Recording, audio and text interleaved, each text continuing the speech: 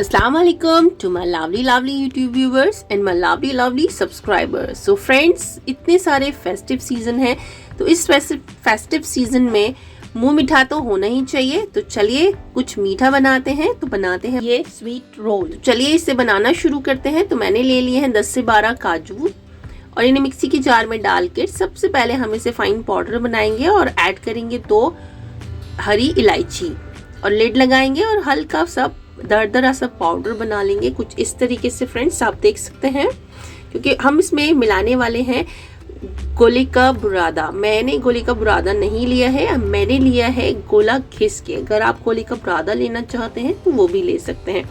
मैं बिल्कुल घर के प्योर इंग्रेडिएंट्स से कुछ मीठा बनाना चाहती थी, इसीलिए मैंने यहाँ पर गोला घिस के लिया है और आपको मैं हाथ में अब लेकर दिखाती हूँ कि ये बिल्कुल एक फाइन पाउडर जैसा हो गया है, जैसे कि डेसिकेटेड कोकोनट होता है उससे भी ज़्यादा बारीक। अगर आप डेसिकेटेड कोकोनट लें तो उसको भी मिक्सी के जार में चला लें ताकि वो बिल्कुल फाइन पाउडर बन जाए। और इसको ट्रांसफ़र कर लिया हमने बड़े से बाउल में और आधा कप डाला है हमने मिल्क पाउडर और इसमें आधा कप डाली हमने चीनी अपने टेस्ट के अकॉर्डिंग ऐड करें। अगर आपको कम मीठा पसंद है तो कम ऐड करें, ज़्यादा मीठा पसंद है तो और चीनी भी ऐड कर सकते हैं। तो इसे अच्छे से मिक्स करेंगे कुछ इस तरीके से ताकि सारे के सारे इंग्रेडिएंट्स एक दूसरे से अच्छे से मिलजुल जाएं, कोई भी इकट्ठा ना रहे, एक इधर या एक इधर, सब अच्छे से मिल जाए कुछ अच्छे से। अब इसी तरीके से हम मिला लेंगे और इसमें हम ऐड करेंगे बिल्कुल फ्रेश घर पर जो दूध आता है उसमें से जो दूध के ऊपर की मलाई होती है वो 2 से 3 चम्मच मैंने इसमें ऐड कर दी है। और अगर आपके पास ये नहीं हो तो आप दूध भी डाल सकते हैं। तो इसे अच्छे से मिला लेंगे कुछ इस तरीके से कि ये बाइंडिंग फॉर्म में हो जाए, एक बाइंडिंग डो टाइप का हो जाए। अगर आपको ज़रूरत पड़े तो थोड़ा सा 2 से 3 चम्मच, एकदम से सारा दूध वूध या मलाई ऐड नहीं करनी है, बिल्कुल इसी तरीके से ग्रेजुअली ऐड करनी है, धीरे धीरे। आप देख सकते हैं बाइंडिंग शुरू हो गई है। बस हम इसमें और कुछ नहीं डालेंगे, बस इसी तरीके से इसे इस तरीके से मथते रहेंगे, गूंदते रहेंगे। तो ये अपने आप से इसमें जो ऑयल है ना कोकोनट में फ्रेंड्स, वो अपने आप ही इसमें बाइंडिंग टेक्सचर दे रहा है।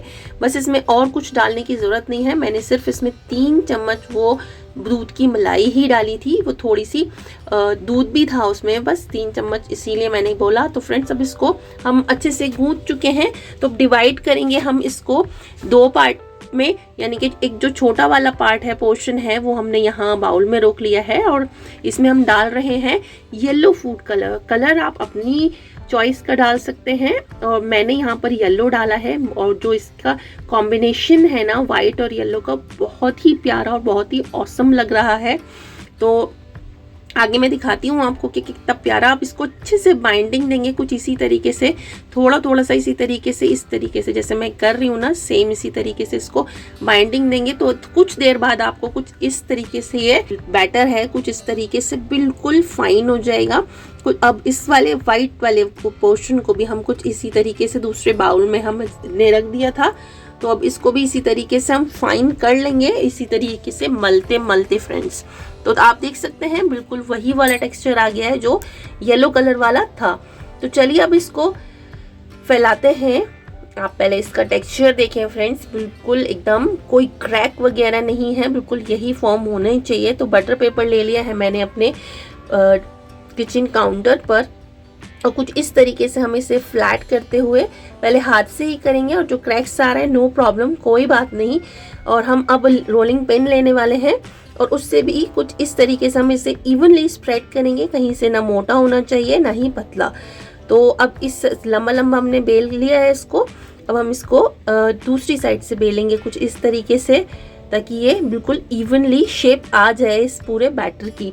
तो आप देख सकते हैं अच्छे से ही ये बड़ा हो चुका है हर तरफ से, कहीं से भी ना मोटा है ना पतला।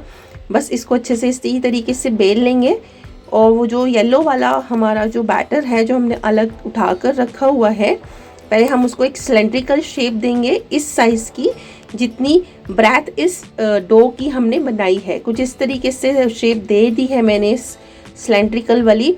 तो अब इसको इस तरीके से इसमें फिल करेंगे और यानी कि इसमें बीच में रखेंगे और बटर पेपर की हेल्प से, हाथ से नहीं फ्रेंड्स, क्योंकि ये बहुत ही नाजुक है इस टाइम। टूट सकता है डो, हमारा शेप ख़राब हो सकती है। तो बटर पेपर की हेल्प से ही करें, या फिर आपके पास कोई पॉलीथिन वगैरह हो तो आप उससे भी कर सकते हैं, क्लीन फिल्म वगैरह उससे भी कर सकते हैं। बटर पेपर सारा इसका जो एक्स्ट्रा ऑयल है वो भी एब्जॉर्ब कर रहा है। बस इस तरीके से कुछ इसे रोल करेंगे, अब किचन काउंटर पर ले आएंगे ताकि इसमें जो क्रैक्स वगैरह हैं फ्रेंड्स उस सबको हम इस तरीके से गोल गोल करके हर इसका जो सारा क्रैक है वो निकाल दें। अभी मैं दिखाती हूँ आपको कि किस तरीके से इसके सारे क्रैक्स, इस तरीके से बहुत हल्के हाथ से करना है। टाइट हाथ से करेंगे ना तो इसमें बराबर से क्रैक पड़ते चले जाएंगे।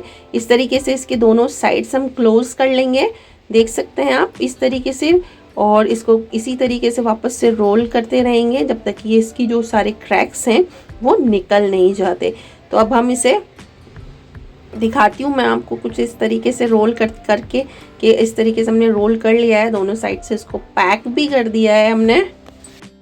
तो फ्रेंड्स अब इसकी शेप बिल्कुल परफेक्ट हो चुकी है। वापस से बटर पेपर पर लेकर आएंगे और इसको इस तरीके से सेट होने के लिए 1 से 2 घंटे के लिए हम रख देंगे फ्रिज में, ताकि इसकी कटिंग हम आराम से इजीली कर सकें। और साइड से कुछ इस तरीके से पैक कर देंगे ताकि जो थोड़ी सी भी क्रैक्स इसमें हैं वो भी इस तरीके से हम जब रैप करके रखेंगे तो निकल जाएंगे।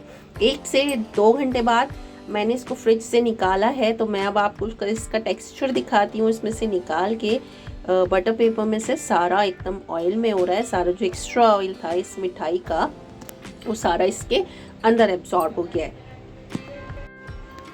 तो इसे ले लेते हैं वापस से किचन काउंटर पर और ये जो बटर पेपर है उसको हटा देते हैं। तो रखते हैं एकदम बिल्कुल सही शेप में, जिस तरीके से हमें इसे कट करना है।